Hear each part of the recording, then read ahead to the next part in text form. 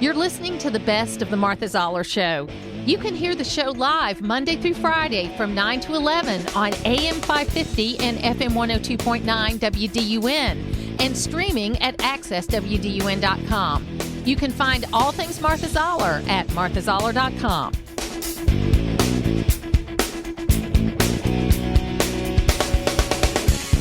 It's the Martha Zoller Show, and we are talking to Major David Baruch, an IDF spokesperson, and we welcome you to the program. Thank you for making time for us. Thank you for having me on the show. First of all, just give us, as much as you can, an overview of where we are today in this conflict. Well, I always start by remembering that today is the 67th day since Hamas terrorists came over our border on the Sabbath, on the 7th of October, killed, raped, and took hostage 137 people.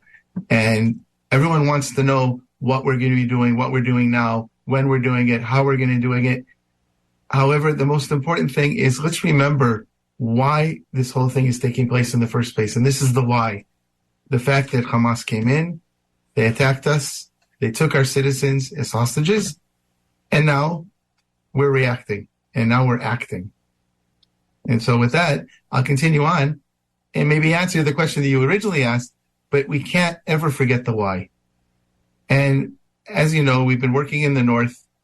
We've pretty much taken control of the north. We're still heavy fighting within Jabalia and Sajaiya, which are two towns in the north, and parts of Gaza City itself, although we have taken over the center of Gaza City as well.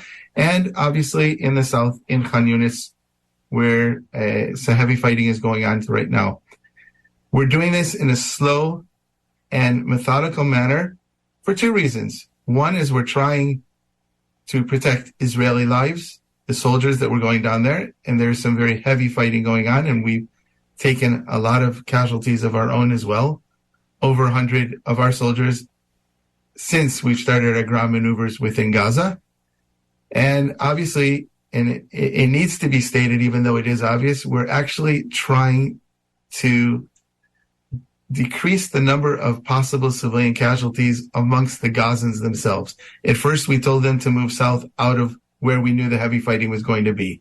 And now, even in the south, we've got a whole system of zones that we are telling this Gazan, the population there, out of this zone and move into another zone. And actually putting ourselves at a bit of a disadvantage by doing this, because we're telling Hamas what we're about to do. Yet we know this is a way to hopefully decrease the number of possible civilian casualties. This being said, we're trying our best, but Hamas is doing its part to increase those civilian casualties. They come over the border, they attacked us, then what did they do? They ran back and they went into the tunnels underneath Gaza. Now there's two Gazas, by the way. There's the Gaza that everyone sees above the ground, and then there is Gaza underground, and with the tunnel system. And that isn't for the citizens of Gaza. It's for Hamas.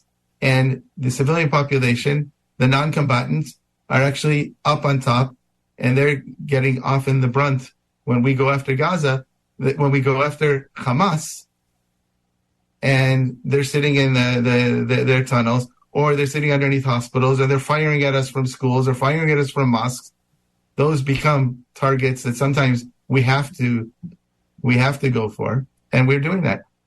So, to your point about what started all of this, through the years, I've always asked people who were serving on 9/11 what they were doing that day and what happened that day. So let's go back for just a moment before we go forward. What happened on October 7th for you? I'm a reserve officer in the IDF. I was at home with my family. It was a holiday as well, as not just the Sabbath, it was also a holiday. Very early in the morning, I was already in the synagogue, and early in the morning, we got the word, and slowly we realized things were getting worse. I went home, and I probably had to do the hardest thing I've ever had to do, is that my son, who's also a reservist in a combat engineering unit, I had to take him to war. I had to drive him to the meeting place where his brigade was meeting. Not an easy thing for a father to do, to take his son to war. And probably much easier for me when I was called up as well. Since then, his younger sister, who also reservist, was being called up as well. And another son is also serving as well. So for us, it hasn't been easy. So thank you and your family for that service, because it's important. And we're no different than thousands of other families, tens of thousands of other families. And that's what's really the point here as well, is that was my own personal experience. A lot of other families have experiences just like that. And that's what Israeli society is about. We're citizens, and yet when attacked, we know how to act, and we know that we have a job to do. And we take that call. Yes. Earlier today, a letter was released from a IDF soldier who died, and he had written this letter to be released if he were to die. And he talked very eloquently about that service, and what it meant to him, and how proud he was that even though he ended up giving his life, how proud he was to have been able to serve in that way. And that's the important thing. That's the face that we're trying to put on this conflict, because this war, because my dad was a World War II veteran. He was a POW in Germany. He spent the rest of his life kind of dealing with all of that. I'm thankful he came home, because I wouldn't have been born if he had not come home. But it's that kind of thing that we have to remember, and we have to never forget. We say that a lot, never forget, but it's things like this that make people be sure that they never forget.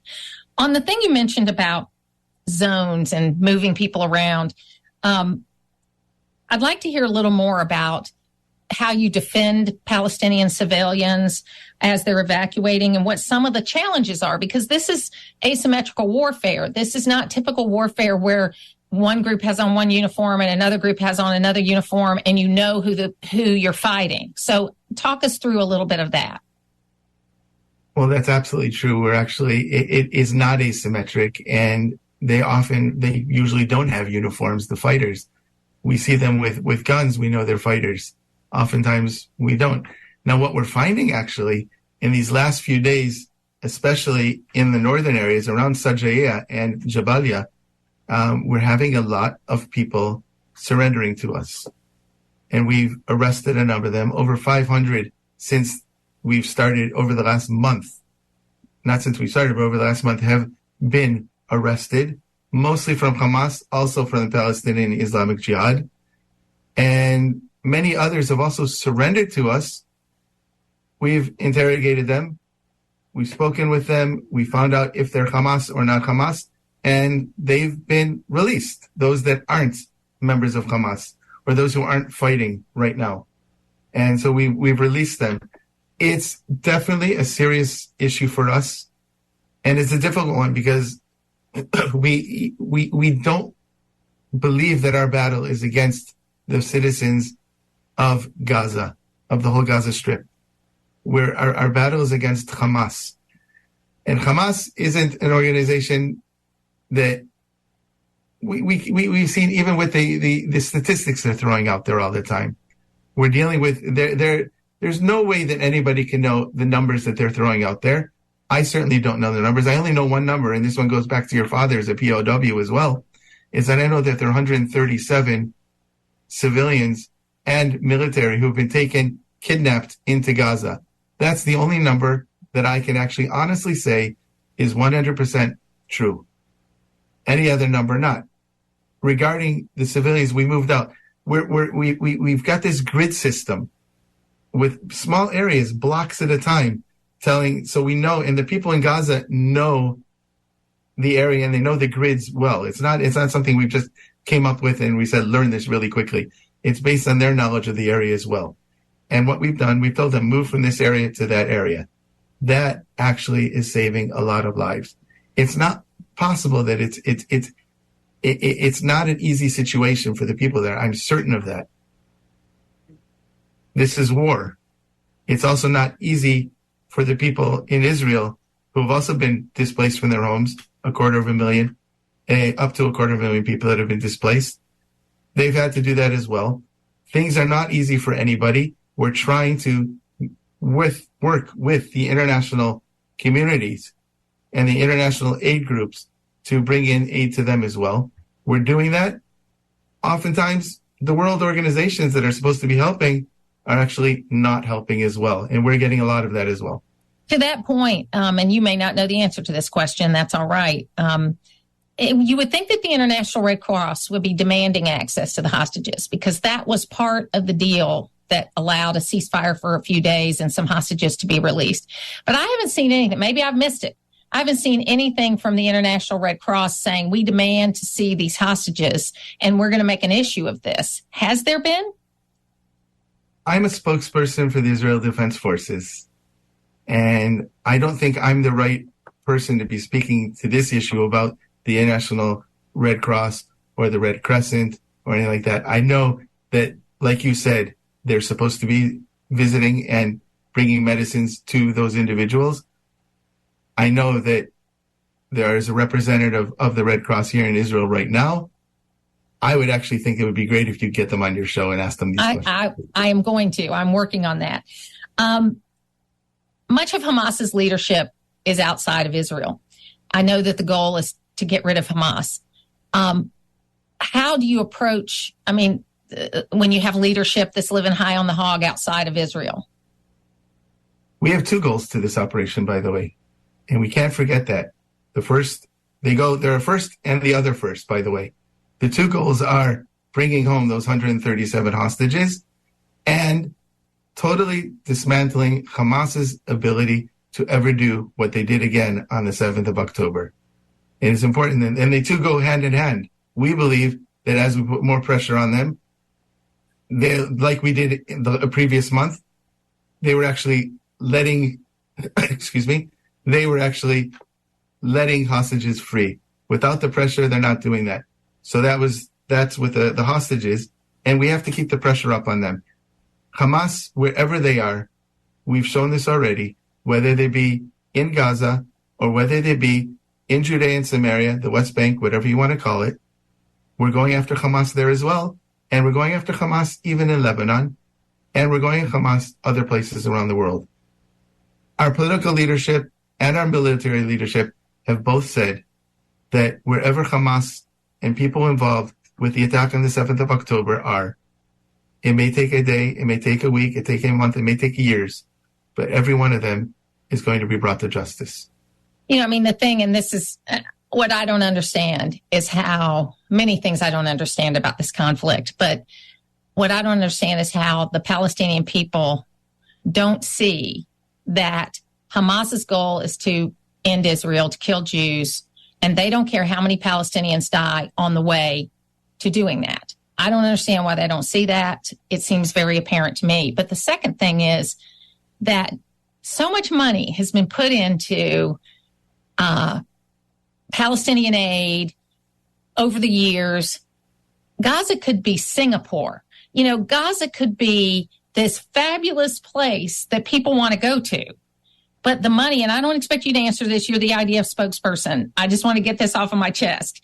That money has been used to build munitions and tunnels and fight Israel when it could have been used to make the lives of the people better. I don't understand it. It's hard for me.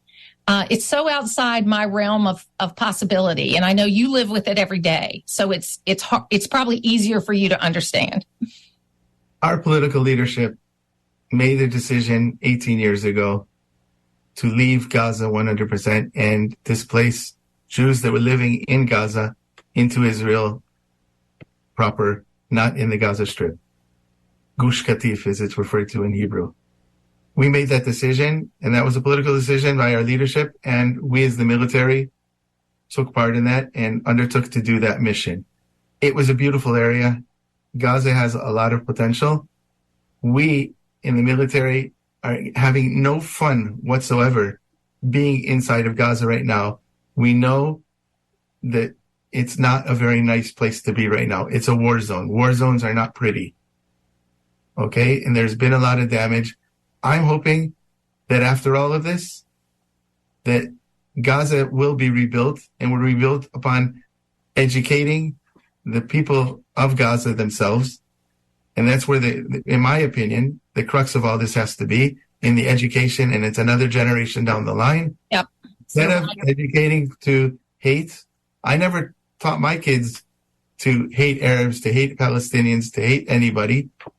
And I'm expecting, and I would hope, that a new leadership will come up that they don't have to love us, but at least not to hate us and to want to live with us. So one final question, because I know you have to go. What are your concerns about another terrorist attack, either inside Israel or globally? We're right now very concerned about such an attack, and we're on alert. Obviously, we're in a war down south, and we have up north, another front developing, and we're trying to keep it so it doesn't develop into another front seriously. And to be quite honest, we had always learned about we always planned for certain scenarios that may happen. And we always thought that they may happen even more so up in the north with Hezbollah out of Lebanon. And we also thought they could happen down south as well. Not on this scale we hadn't really thought about yet. So we're concerned that this may happen again up north as well, or within Judea and Samaria. So terrorism is something that we've been living with for many, many, many years, too many years. So yes, we're concerned with terrorism. And yes, we're concerned that things can develop into other more serious situations up north. And also, let's not forget our friends down south, the Houthis in Yemen, what they're doing to not just Israel, but to maritime travel for all countries right now coming through that strait near Yemen. So things are developing, and we need to really look at what the core of all this is. And perhaps we should be looking towards Iran, which is perhaps the basis of everything that's happening right now. They've been with Hezbollah, backing Hezbollah all around. They've been backing Hamas. They've been backing the Houthis in Yemen. We have to, if it looks like a duck and it quacks like a duck and it walks like a duck, then perhaps we should be looking at that duck as Iran as well. It's where North Georgia comes to talk. It's the Martha Zoller Show on AM 550 and FM 102.9 WDUN. It is the Martha Zoller Show. Joining me right now is Bill Crane on Crane's Corner. And guys, there's several things going on right now. We've got this Giuliani situation that's going on that seems to never die. We've got a number of things related to Hunter Biden, and really the Supreme Court taking up a case that has to do with January 6th, which is going to be very interesting. But let's start with Giuliani, Bill.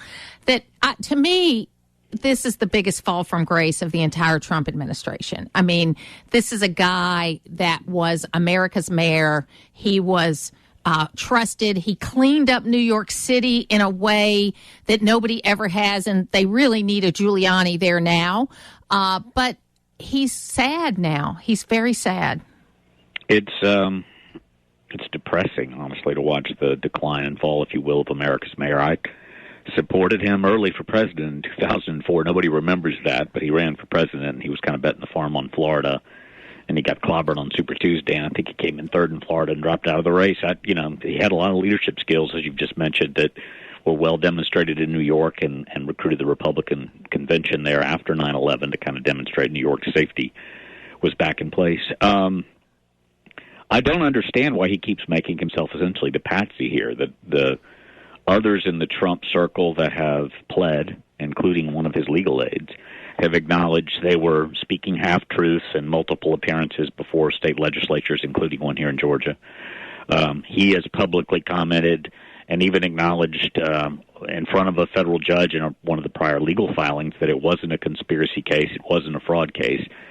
My only assumption is perhaps that the Trump legal machine has agreed quietly and behind closed doors to cover his legal expenses or to pay the fines he may receive from this judge, because he's also wiped out financially. He recently listed his mansion in New York, his apartment, pardon me, not a mansion, in New York City for sale. He does not obviously make the $100,000 speaking fees he used to anymore. I don't think he's still receiving many royalties from his book. So, and his most recent marriage failed. So there's not a lot of potential for Rudolph Giuliani among the 19 indicted co-conspirators here in Georgia, in my opinion, to avoid prison time without a plea deal. So what, bringing it back to Georgia, there's been really, because of the fact that Fonnie Willis had to recuse herself or couldn't go after the Lieutenant Governor, Burt Jones, he's largely not been included in this discussion.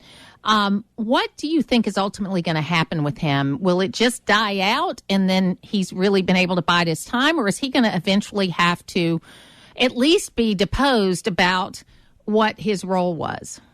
I think he'll be deposed, but in terms of political, it's almost a badge of honor where his support base lies. And when we're looking at the gubernatorial election in 2026,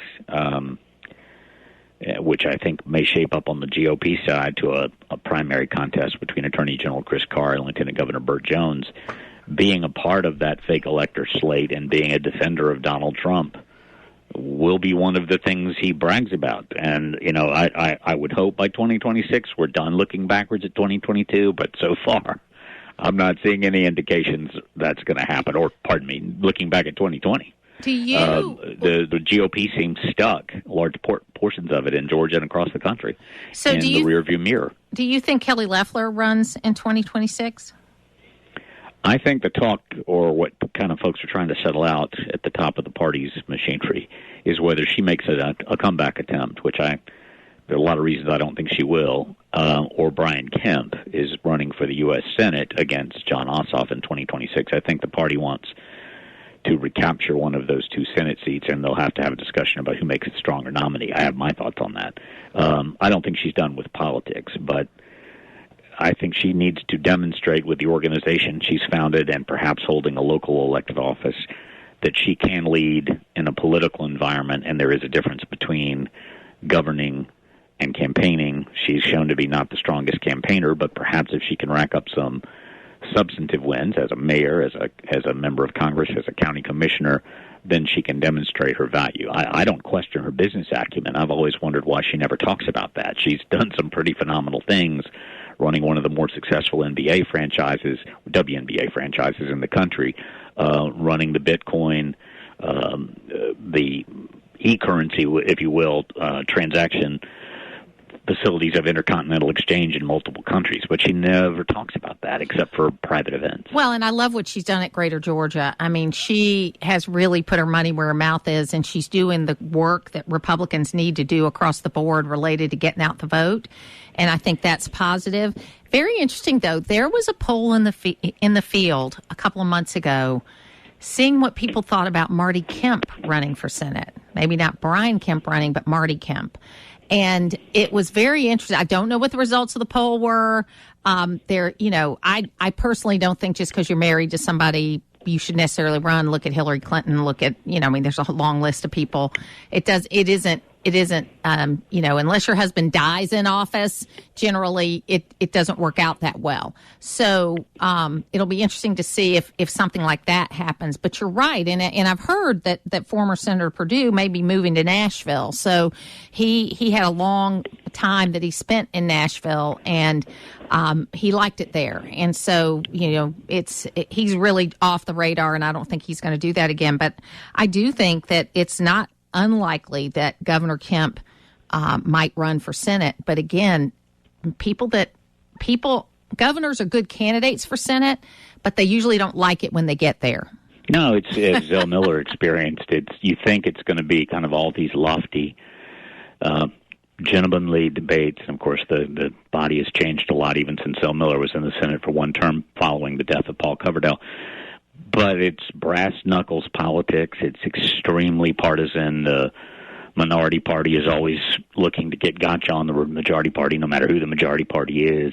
The Senate used to be where the great debates of the nation occurred, and the breaks, if you will, on fast-moving legislation that might come up in the latest hot topic on the U.S. House side. It's not the U.S. Senate anymore. I'm a big fan of First Lady Marty Kemp, and I had the occasion to meet her when her father was a legislator out of Athens, Bob Argo, on the Democratic side years ago.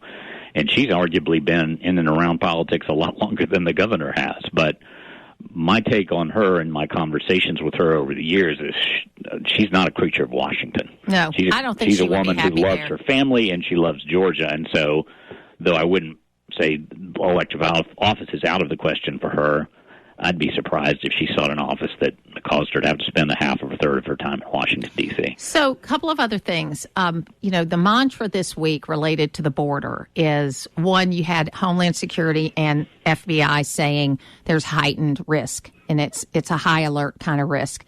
Those are Biden administration people. I mean, you could argue the FBI head was appointed by Trump, but he stayed on with Biden. So those are Biden appointed.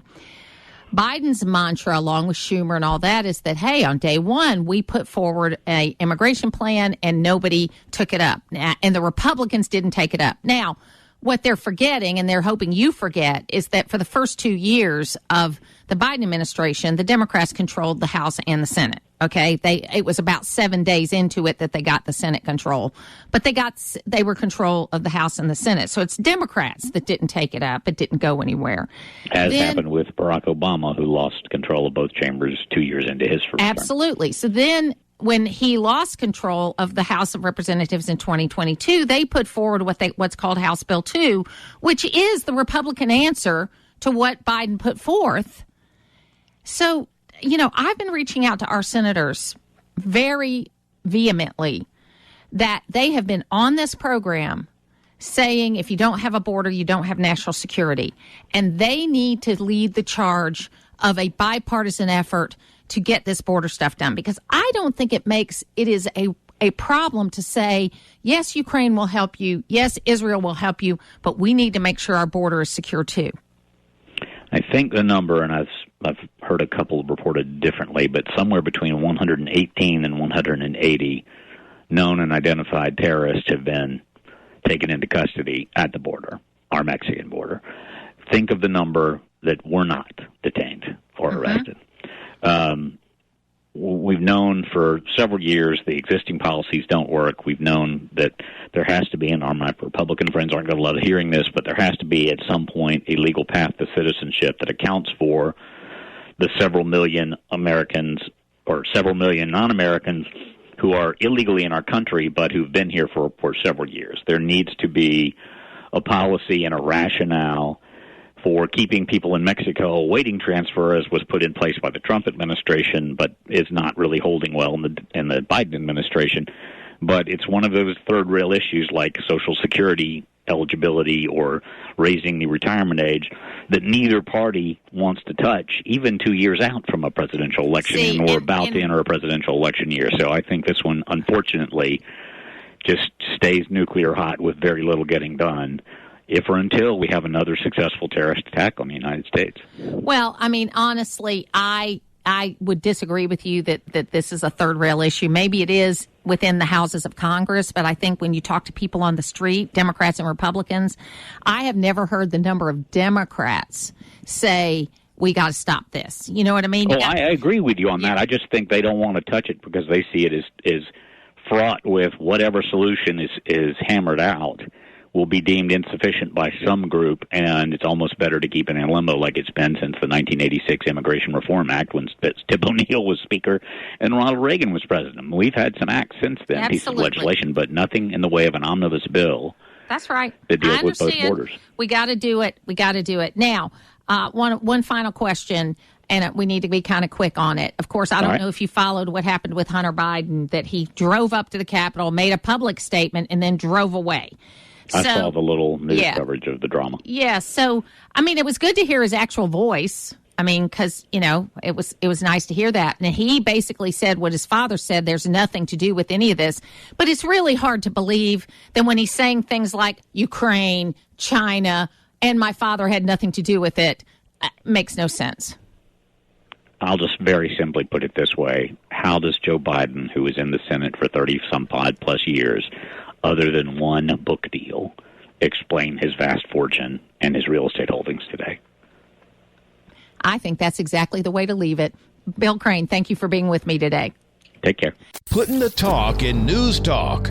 It's the Martha Zoller Show on AM 550 and FM 102.9 WDUN. No, I'm not inclined to help, and you know, you never say never, but I am not inclined to support any more help to Ukraine at this time. If we want to take care of an invasion, y'all have already said it. You know, they're trying to tie Ukraine with our southern border. We've got an invasion on that southern border. It is the Martha Zoller Show, and that is Congressman Mike Collins, and he is with us right now. Mike, how are you? I'm doing fine. How you doing, Martha? Good. So how are you doing? You just keep running. And, of course, being in the trucking industry is 24/7 anyway, so it's you're used to like it. you're used to it. So tell us about, you were the first freshman to get a bill passed and signed by the president, or will be signed by the president. Tell us about that. Yeah, how about that? It's just common sense legislation, and passed the House unanimously, and then went over to the Senate. They made a few changes and sent it back, but it's just good, solid legislation that's going to get some help and protection to our law enforcement, our Border Patrol, people that are out there being exposed to all of these things that are being added to fentanyl. And, we've got Narcan that can help them, protect them from fentanyl. But when you start adding things like this veterinary tranquilizer mess to it, or xylazine, there's really nothing out there, and they're exposed to it. And we owe it to them to do everything we can to make sure that they are protected and have the tools they need to do their job. And tell people the name of the bill. It's the Trank Research Act. And how should people look for that? Because I think people need to know about what you're doing. Yeah, no, they can. You can Google the Trank Research Act, and it should come up. It's really been highly talked about. Yes, yes. From all corners. It's a great common sense move, and I'm really glad that somebody from Georgia was able to be the first one to get that through. Well, I appreciate it. We always say I'm as conservative as you can get, but we're also going to be effective up here. And when we see common sense things that need to be done, we're going to push them. And, we were able to push this thing in short order and get it on through. Actually, I think we could have got it passed and signed, maybe a month and a half ago, but we had to take a few weeks and get a few things happening, right? So there's a lot going on up there right now. We're going to just kind of quickly get through a few of the things. Certainly, the aid to Israel, the aid to Ukraine, and the work on the southern border. It's very logical to me that if we're concerned about security in the Middle East, which we are, we're concerned about Ukraine, but of course, I think they need more accountability. I want to know, what does $61 billion going to do that $100 billion hasn't done? And what have you done with the $100 billion? But that's a discussion that needs to be had. But tying it to border security seems to me logical, because we've let a whole bunch of people cross the border that are from countries that don't like us, that are known terrorists. Who knows how many people have gotten through that we don't know? And Karine Jean-Pierre is out there saying what you guys are proposing is going to make things worse, when the fact of the matter is it's gotten worse every single day since Joe Biden's been in office. Yeah, I would love, history can dictate who's telling the truth on that pretty easy. My biggest problem that I have up here is how we tie everything together. I mean, good Lord, we're willing to vote more than once a day. We could stay up here more than 3 days a week. Take them on single issues. But I understand. We're not going to give, what you need unless you put in there stuff that we need. Well, as far as Ukraine, it's time for the European Union to really step up for that. We had Putin on the ropes when we were energy independent, and he didn't have any money to do anything. Well, we've kind of created that scenario where he's wealthy now, but we could easily fix that. But we have done more for Ukraine than the entire European Union. The people over there that are surrounding Ukraine, France, Germany, they're well off. They can help with this, and they should, but they don't. Everybody sits back and waits on the United States of America to do everything. And you're right, Martha. We've not only got hot spots in Europe with Ukraine, but you look at the Middle East with Israel. You look at Asia with Taiwan, even the Marshall Islands, Guam, that area is all being attacked or put pressure on by China. And so they're on the move too. It's not just that one area of Ukraine that we need to be focused on. And Israel deserves our support. And that's another thing, Martha. You talk about accountability. Israel's already told you exactly what they need, how they're going to spend it, and what they're going to do to say this is the end and this is how we're going to end. This is what we want to do. We want to get rid of terrorists. We want to get our hostages back. That includes American hostages. And we want to diminish Iran's role and how they affect things in the Middle East over there. They can tell you right off the bat. But when you ask Ukraine, what's the end game? Well, we're just going to go over and fight and push them out of our country. There's no real definition of what win is for them. So, Mike, I've got a concern where I know that you can do a lot of things, and I think you've touched on it, that you think the House needs to be working more, and I agree.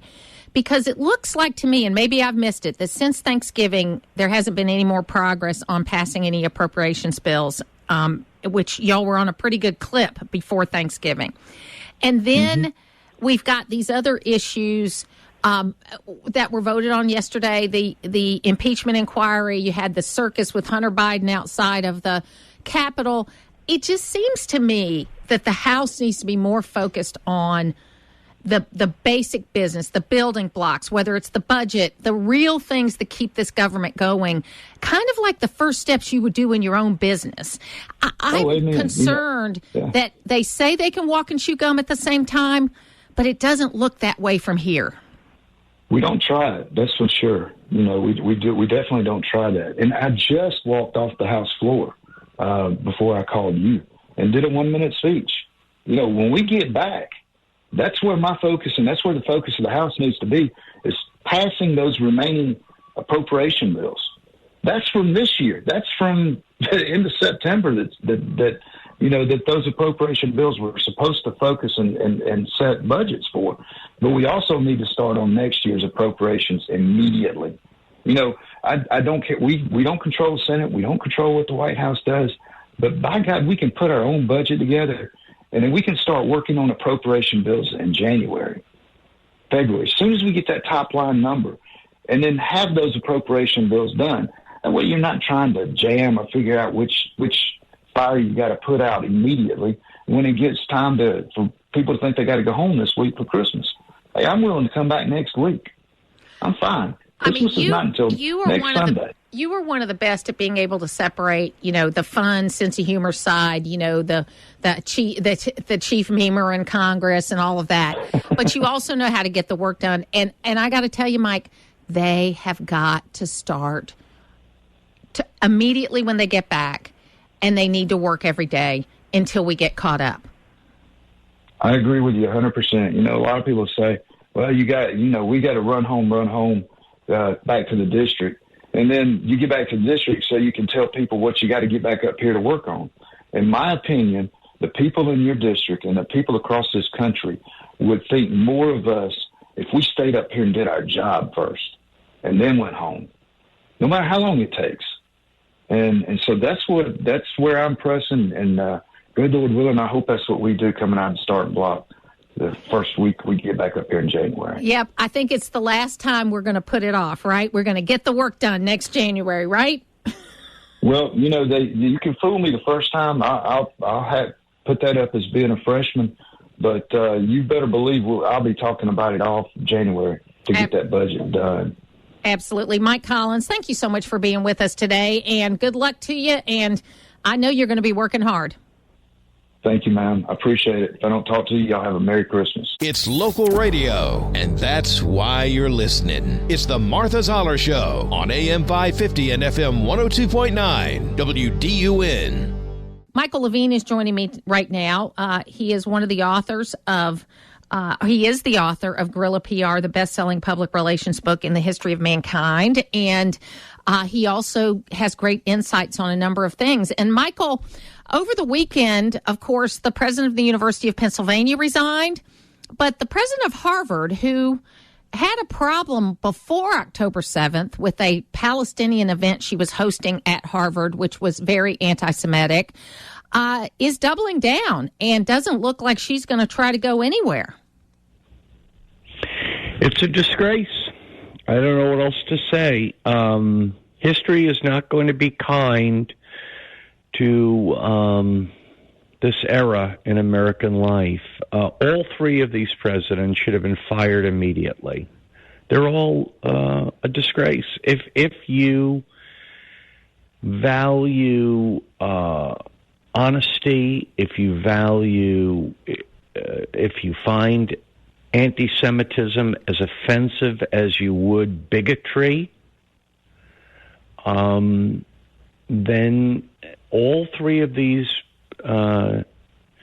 university presidents should have been fired. One was, two more to go. Now, I've just been told that Harvard intends to keep this woman, who is just an embarrassment, and to the university, to the ideas of fairness, freedom. Harvard, by the way, I don't know if your listeners know this, Harvard is ranked as the single worst university in America. Now remember, Harvard, for free speech. In the free speech rankings, Harvard is ranked last. Now, that's very worrisome. Her positions, her testimony before Congress was so embarrassing. If a fourth grader had gone up and said what she said, I would be embarrassed of the fourth grader. So look, here's what listeners can do. Never, ever, ever donate to colleges that you're not absolutely, positively sure are not teaching anti-American indoctrination. Now, those are very few and far between. Second, I hope a boycott of some type, I don't know what type, actually, can be. I hope Harvard pays a very, very steep price for this decision to keep her, because if she had said what she had said about African Americans or or Hispanics, she would be fired in 5 seconds. But to say it about Jewish people in America is apparently considered acceptable, and it's very sad. And I spoke with former Harvard Law professor Alan Dershowitz, who wrote a book starting on October 7th, and has gotten it to publication already. And we talked about that book, but also he was one of the first Jewish professors at Harvard Law, and stayed there for a very long time. 50 years, I think he was affiliated with the university. But recently, he was not allowed to speak there because he was too controversial.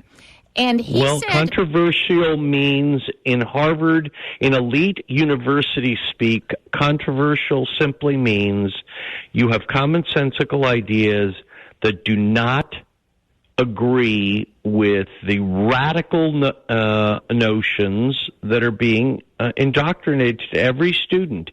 If you want to know, by the way, Martha, if you're sitting baffled at how America got to the place it got, right?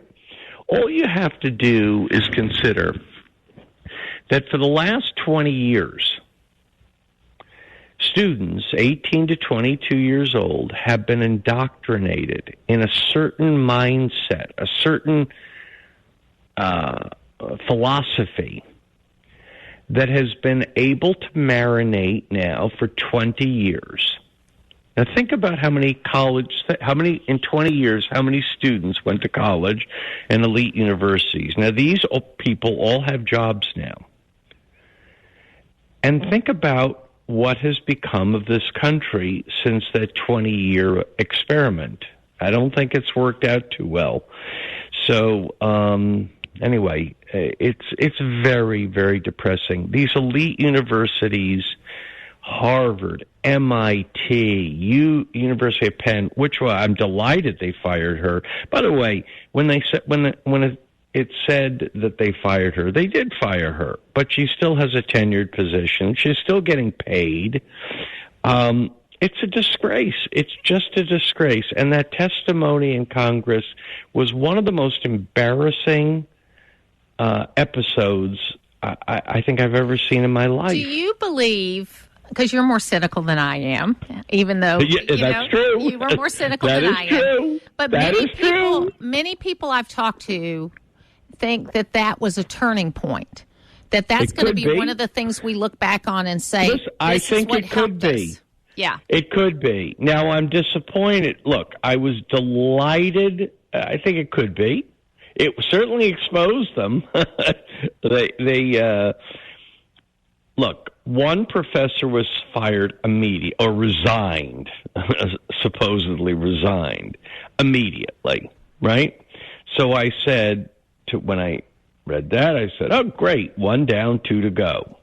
But it doesn't appear that the other 2 are going to go. And it's very, very dispiriting. It could have been a turning point, and it should have been a turning point. And I beg your listeners to try to go on YouTube if they didn't see the testimony. I mean, your mind will numb. You will just say, this is a Saturday Night Live parody.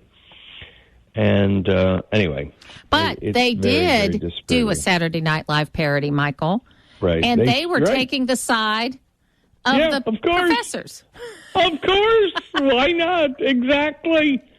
But one good thing is one of the people that were supposed to play, Elise Stefanik, said that they wouldn't do it.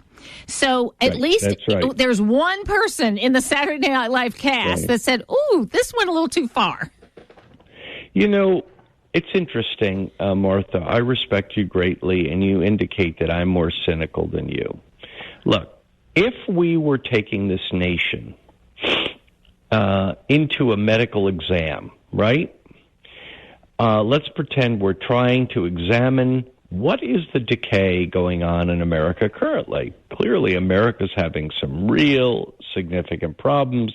What is it? Is it a cold? Is it a flu? Is it cancer? What is it?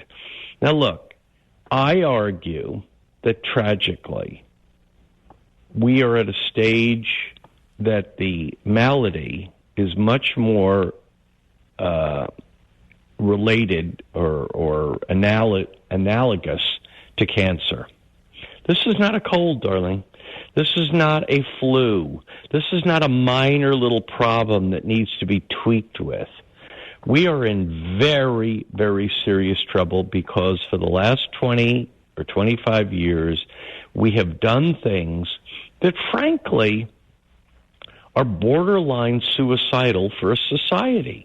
I mean, if a society wanted to commit suicide, can you think of a better way to do it than opening up your borders? I mean, just letting people run in? I mean, that is an action of a society that frankly wants to commit suicide. And we've been doing this now for almost 3 years. The borders are effectively open. Yep. Now, and have been, and millions of people have come into this country who we don't know where they are, and you think I'm cynical? Okay, if that's just one example. That's not talking about what's being taught at these schools, all colleges, almost all colleges, I shouldn't say all, but almost all colleges, and the worst of the worst are the elite schools. Don't give money to elite schools, Ivy League schools, and don't, for the love of the Lord, let your kid go to them.